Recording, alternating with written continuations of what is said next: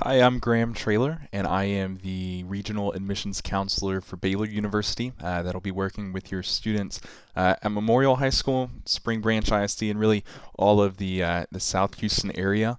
I'm a Baylor graduate myself, so I graduated in 2016, and I'm very familiar with the student experience, but also will be a good resource for you as your students start walking through the admissions process. I'm disappointed that we don't get to have this conversation in person this year, but I am glad that we have these virtual methods to still communicate and hopefully get you off on the right foot as you start looking at the college search and application process. So to introduce Baylor a little bit, for those of you that don't know, we are located in Waco, Texas. So Waco is a fun town, quite a bit smaller than the Houston area. So we've got about 250,000 people in the greater Waco area. So it's not a major city in the way that Houston is. It's more of a college town, but definitely still has fun things to do and everything your students would need there. So it's located right between Dallas and Austin. If you've never been to Waco before, it's not too far of a drive. It's about 3 hours or so from Houston. So far enough away that your students can be independent and be on their own, but still close enough that it's easy to get back on a weekend. So it's got a nice balance there. There are really three things that I think make Baylor unique when you combine them together. It's why I ended up at Baylor. It's why I've seen a lot of students previously come to Baylor, and we've gotten a lot of students from Memorial. So these are things that I think could make your students a good fit for Baylor as we talk through them. So the three things are high quality academics, great student life opportunities, and a close-knit Christian community on our campus. And I'll talk more about what each of those looks like, but these are kind of the things that when combined together, there's not many universities that do them quite the same way that Baylor does. So I'll start with student life, and I think it's important to introduce our student body a little bit. So Baylor is considered a mid-sized university. We've got about 14,000 undergrad students. So being a private university, we're kind of on the larger end of private schools, but when you compare us to especially some of the larger public universities, we're going to be quite a bit smaller, 1/3, 1/4 the size of some of those schools. So big enough to have the resources of some of those larger universities, but still small in that we're a private university and are going to have more of the personal experience in the classroom. And I'll talk through some specific numbers on that as I get into the academics. But from those 14,000 students that we have on campus, they're coming from all 50 states and over 80 different countries from around the world. So there's a lot of unique interests that students bring to our campus, and there's going to be ways for all of those students to get plugged in. So a lot of students are involved in student organizations. We've got over 330, and these can be anything from Greek life with fraternities and sororities, multicultural clubs, to academic societies and religious organizations. There is something for everyone, and it's a great way to build some of those closer friendships on campus. But then we're also going to have things that all of our students participate in together. So these would be our Baylor traditions. We have a lot of fun ones, and I won't talk through all of them, but we have had a lot of time for traditions to build up on our campus. We're the oldest university in Texas, founded in 1845. So before Texas even became a state in the U.S., Baylor was chartered as a university. That's just a fun fact. But my favorite tradition at Baylor, it's going to be called the Baylor Line. So some of you may be familiar with this, but the Baylor Line is our entire freshman class at Baylor. So if your students come to Baylor, they will get one of these bright gold jerseys that you see the students wearing on the field here in the picture. All of our freshman students have their special unique entrance at our football stadium that's just for the freshman students. And before every football game, they get to run onto the field, make a tunnel for the team to come out, and give them high fives, get excited for the game to start, and then run up into the best seats in the stadium, the first 5 rows right behind the visiting team's bench. So it's a lot of fun. I was a huge sports fan coming into Baylor, and so I was really excited for this. But I found that I had a lot of friends that knew nothing about what was going on during the game, but still enjoyed being a part of the Baylor Line, being a part of the student section at athletic events, and it's just a time to connect with the rest of the student body. We have several other traditions.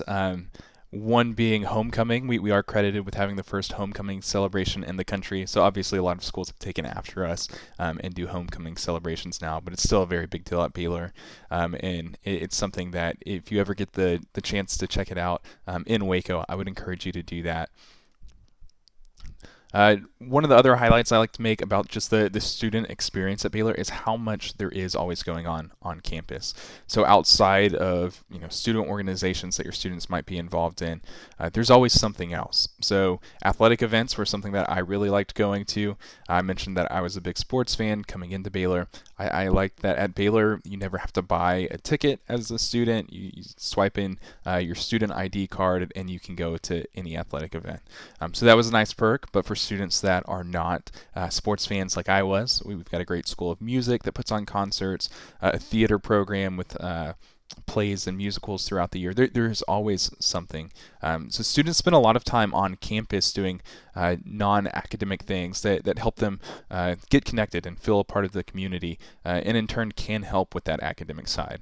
So we want you to have fun. We want you to find places where you can feel connected to the community. But I also recognize that academics are probably an even more important piece of the decision-making process. So to show you some highlights on academics at Baylor, we are consistently ranked with top universities in the country, consistently in the top 100. These numbers fluctuate a little bit year to year. In last year's U.S. News and World Report, we were number 79. And there's a few ways that we're able to maintain that type of quality. So I always point out this first one as being a bigger deal than I realized when I was in the student shoes who are in the process of applying, because even though Baylor is a mid-sized university, we're able to offer pretty much every major interest area that students might have. A lot of students change their major while they're in college. And so if that ends up being your student and they come to Baylor, they can have that smaller private school environment in the classroom, but still can know that if they change their mind, if they find a new program that they're interested in, Baylor's going to have a program there for them. So they're not going to have to transfer out to a new school to study what they're interested in. A hands-on experience is emphasized all around for Baylor. So for some of our science majors, engineering programs like that, that hands-on experience might be in the form of research that all of our professors are doing. We really encourage undergraduate research as early as the freshman or sophomore year. Students can start getting in on that. And then as far as class sizes go, we want students to have a personal experience and get to know their professors well. So we keep our average class size in total is 26 students, and that's taking every class into account. So that tends to get smaller and smaller as you get into junior and senior year at Baylor, and sometimes even with multiple professors in the room teaching a class that size. So that plays into our student to faculty ratio of 14:1. We have a lot of resources on our campus for students. One of them being the Paul L. Foster Success Center, where we have free tutoring for students. We have resources really to help in every aspect of the transition from high school to college. So we have a writing center that can help students develop as writers so that they can make that transition to writing a college paper, whether it's with the brainstorming process and just finding topics to write about, or proofreading and editing. There's free tutoring in here with students, as well as a really great career center and resources like that. So if your students are taking advantage of all that's offered at Baylor, there's no reason they shouldn't find success there. We also offer accommodations for students that need them through our Office of Access and Learning Accommodations. You'll see that as OALA, and you can find that on our website, but they work individually with each of our students to meet whatever accommodations they might need. We do offer study abroad as part of the academic experience, so this is something a lot of students are participating in at Baylor. We're going to more than 50 different countries, so if your student's interested in that, they definitely won't miss out on it at Baylor. Every major at Baylor will have some type of program that students can do. Now, some of those are going to be earlier on, like in the sophomore year, where they're knocking out more general education courses with a range of majors, but a lot of programs have their own specific trips that students can do in the junior or senior year as they're working on major courses. And then the third piece that I said really makes Baylor unique is going to come from our mission statement as a Christian university. So you can see the mission of Baylor University is to educate men and women for worldwide leadership and service by integrating academic excellence and Christian commitment within a caring community. So we really put an emphasis on that last line of making it a caring community for all of our students.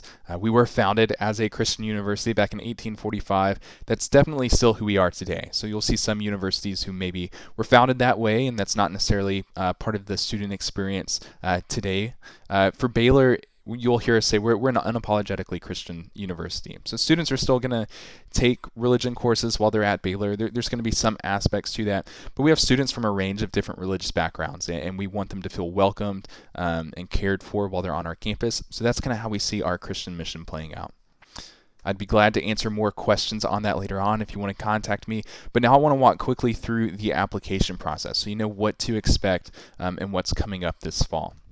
Students can apply to Baylor three ways. You can apply straight on our website through the Baylor web app. You can apply through Common App or apply Texas. Really doesn't matter which one students choose. They're all going to be looked at the same.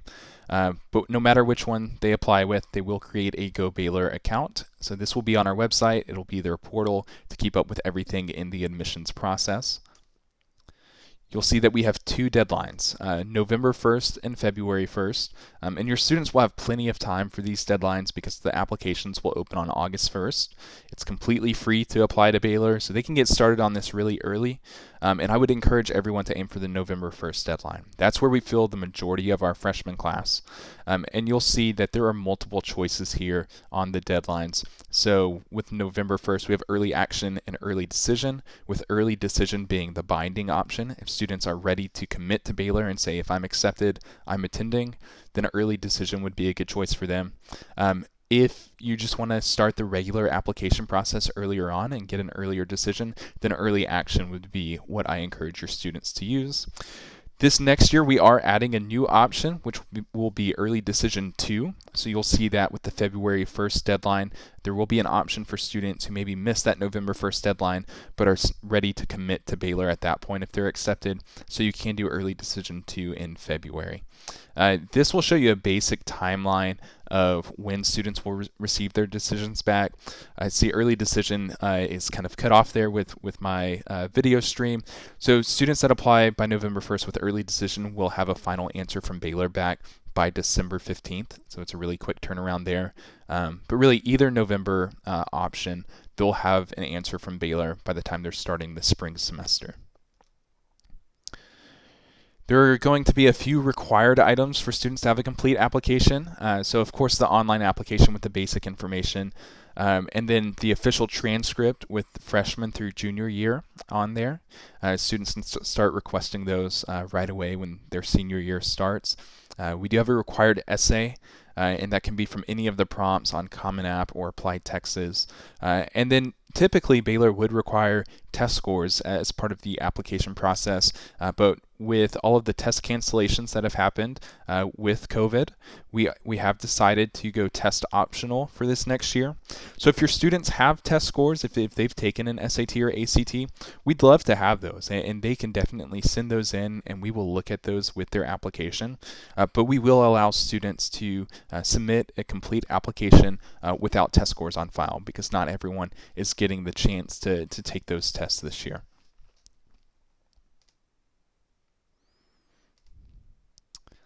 I want to go ahead and skip forward to some of the recommended items, or what you'll see listed as optional. So these will be beyond the required items I just mentioned that they have to have a complete application. These optional items are part of what Baylor uses in our holistic review. You'll see some schools have automatic acceptances that they can give for certain class ranks or GPAs or test scores. Baylor doesn't have any automatic acceptances. We are going to review everyone holistically. And a big part of how we do that and how we see students beyond the numbers is with what they submit to us in these optional items. That can be a resume that includes anything about the student beyond what we're seeing on their transcript. So if they've had jobs or been involved in sports or clubs, we want to know all of those things. Recommendation letters, 2 is a really good number to shoot for here. I would say at least 1 from a teacher or someone at school, and then maybe 1 from someone outside of that if you'd like. And then the last piece would be a short answer response. And that's just going to be a chance for students to say why they would want to come to Baylor. So none of this should take too long, but it's a great way for us to just get to know your students better. Now, as far as financial aid goes, I want to make some quick highlights here. You will have a lot of good resources at baylor.edu/SFS. That stands for Student Financial Services. But a couple of the other highlights I want to make are going to be our scholarship calculator, which is on our website. So at baylor.edu/estimator, you can get a good idea of what your student might be up for in merit scholarship. Now, if you look at this, it's going to be for the current seniors. So it will have where they can plug in their test scores on the ACT or SAT and their GPA, and it would show an estimated merit scholarship. So you can get an idea of where your student might stand. We're still working out what all of this might look like for this next year without the test scores included as a factor. So be on the lookout for that. It should be updated by the time the application opens for students for next year, so going into August. We also have several scholarship events that can be our biggest scholarship opportunities. So these can be up to full tuition scholarships. I encourage you to check these out on our website. Invitation to Excellence is one that offers a full tuition scholarship to several students. Our Baylor Squared programs are some that offer automatic acceptance to respective grad schools that we work with. So we have Baylor to Baylor College of Medicine, we have Baylor to Baylor Law School, and just several good programs like that. So you'll want to look into those. And then lastly, if you have more questions, feel free to contact us.